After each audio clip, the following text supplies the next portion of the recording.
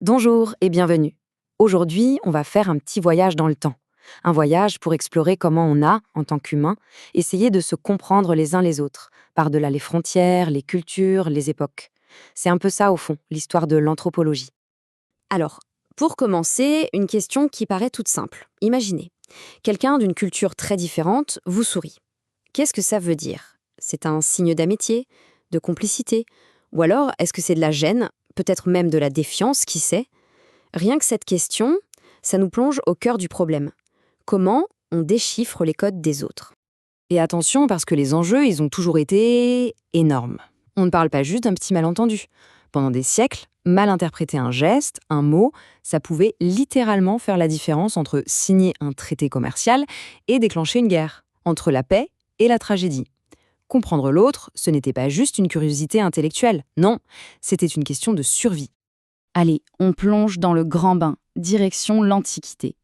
C'est là, au cœur des grands empires, que les premières vraies tentatives pour comprendre les autres cultures vont naître.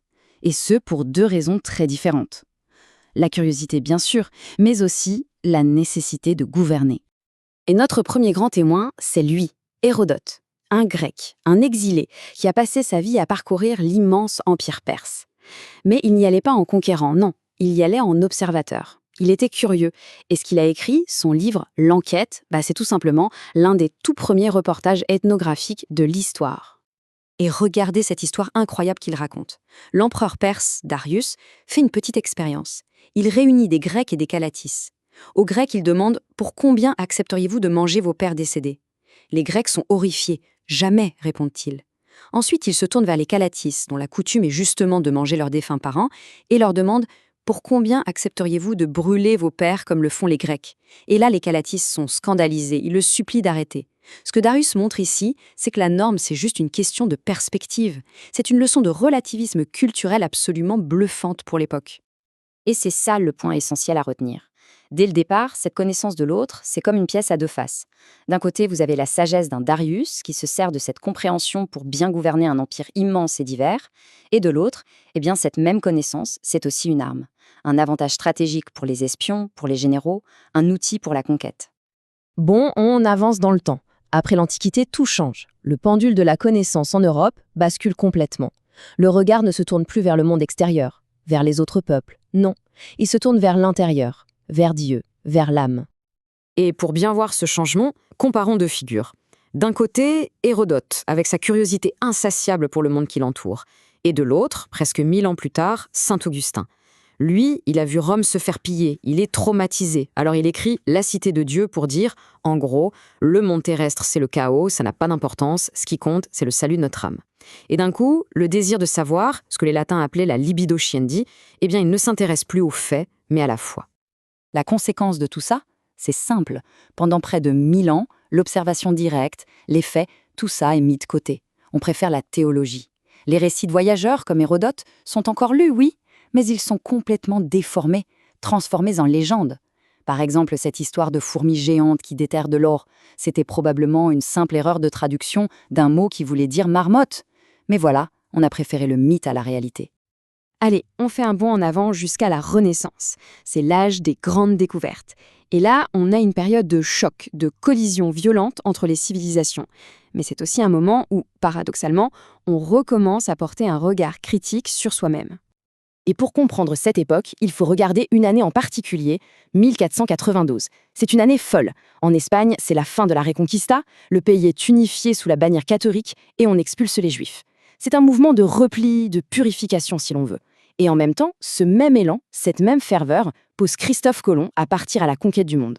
C'est ça les trois moteurs de l'époque, la religion, la nation et l'expansion. Et au beau milieu de cette conquête brutale, il y a une figure fascinante qui incarne le pouvoir de la communication, la Malinche. À l'origine, elle est offerte comme esclave au conquistador Cortés. Mais elle est incroyablement intelligente. Elle parle plusieurs langues amérindiennes et apprend l'espagnol à une vitesse folle. Très vite, elle devient bien plus qu'une traductrice. Elle est une conseillère stratégique, une médiatrice culturelle. Elle est la clé qui a permis à Cortés de comprendre et donc de vaincre l'Empire aztèque. Son histoire est la preuve vivante que la connaissance de l'autre, c'est le pouvoir. Pendant ce temps-là, en France, un homme dans sa bibliothèque commence à avoir des doutes. C'est Michel de Montaigne. Il lit tous ces récits de voyage et il en a un peu marre. Il dit, en substance, « Arrêtez de nous raconter n'importe quoi. Parce que vous êtes allés en Palestine, vous croyez pouvoir nous parler du monde entier ?» Ce qu'il demande, c'est de la rigueur, des faits, des observations précises et honnêtes. C'est un appel à une ethnographie sérieuse, des siècles avant que le mot n'existe. On arrive maintenant au siècle des Lumières. Et là, l'envie de comprendre le monde va prendre une autre tournure. Elle va se transformer en une véritable obsession. Celle de tout classifier, de tout ranger dans des cases. Et ça inclut l'humanité elle-même. Et voilà un exemple parfait de cette manie de la classification. C'est le système du naturaliste Blumenbach, en 1795. Il divise l'humanité en 5 races. Mais attention, ce n'est pas juste une description neutre, pas du tout. Il y a une hiérarchie très claire là-dedans. Tout en haut, il place la race caucasienne, qu'il considère comme la plus belle, la forme originelle. Et les autres, eh bien, elles sont vues comme des dégénérescences de ce modèle parfait. Et ce regard, qui se voulait scientifique, a eu des conséquences absolument tragiques. En voulant tout classer, tout mesurer, on a commencé à transformer des êtres humains en objets d'étude, en spécimens.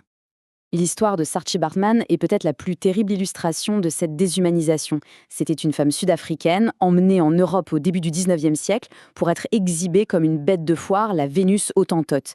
À sa mort, son corps a été disséqué par un très célèbre naturaliste, Georges Cuvier, qui la voyait comme un simple spécimen scientifique. Et le pire, c'est que son squelette et un moulage de son corps sont restés exposés dans un musée à Paris jusqu'en 1974. Il a fallu attendre 2002 pour que ses restes retournent enfin sur sa terre natale. On arrive enfin au XXe siècle, et là, c'est une véritable révolution pour l'anthropologie. La discipline va enfin se regarder dans le miroir. Elle va commencer à s'interroger sur son propre regard. Le grand tournant, c'est une nouvelle méthode, l'observation participante. Fini l'anthropologue en fauteuil qui lit des rapports. Fini le voyageur de passage. Maintenant, avec des gens comme Bronislaw Malinowski, la règle, c'est l'immersion totale. On part vivre des années avec les gens qu'on étudie, on apprend leur langue, on mange avec eux, on travaille avec eux.